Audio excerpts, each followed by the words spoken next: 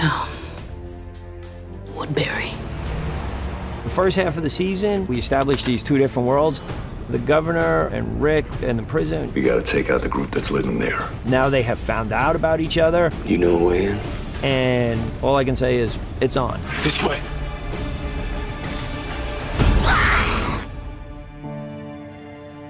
Things are way worse than they ever were before. The last 2 months have been pretty dark. It's just these questions of trust that come up all the time with new people coming into the group. Open this door. I can't. You want to trust your instincts, but you have been burned so many times that you don't know if you can. That's close enough. It feels like it just keeps amping up, and the pressure on this group increases. There's been a ton of action in this first half, and for the second half, now we're seeing what they're capable of. You lied! Betrayed us all! And what they've turned into, really.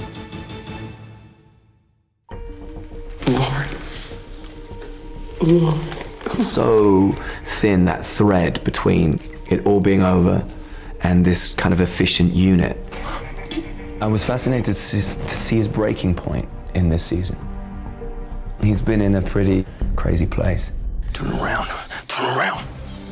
In the second half of the season, you realize that Rick is this brutal, ruthless leader that is uncompromising. No!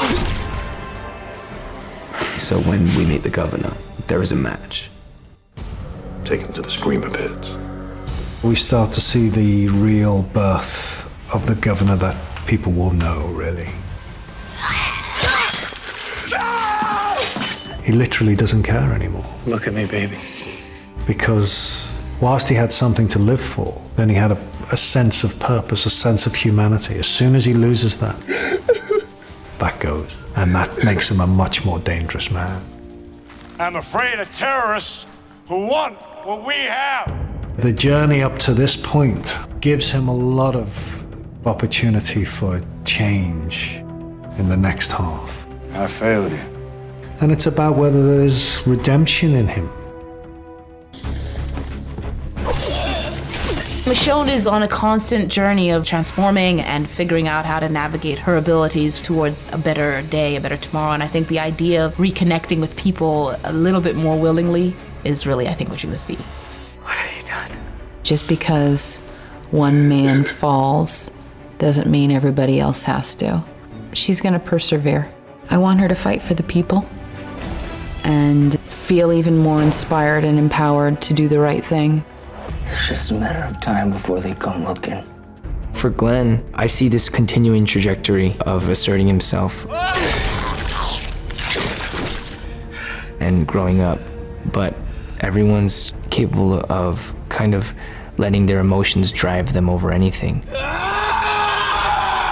Glenn is extremely angry and vengeful, and Maggie doesn't really see the point in being angry and taking murderous revenge on this group, but she does want to keep the group safe. We gotta stay together! And so if there was any way of making an arrangement that would keep them in their prison safe and the people in Woodbury away from them, that would be great. What's the problem? Stay away from her. In the coming second half of season 3, I hope more of the same for Carol. I hope that she continues to seek out and create her usefulness. The good news is she looks healthy, but she needs formula, and soon or she won't survive. Over the course of the season, Herschel really has stepped up as the emotional and moral center. I'm going. I can't let you go down there. I think what you're going to see is that the gentleness of Herschel is really the thing that's able to sort of cut through. No one should have to go through that. We see that Carl has really grown up over the course of the third season and has now turned into this child soldier. Carl is very capable, he knows what he's doing. I'll take care of it. So coming back in the last half of the season, we're trying to show him as a very capable member of this group that is actually contributing. This is one of the terrorists.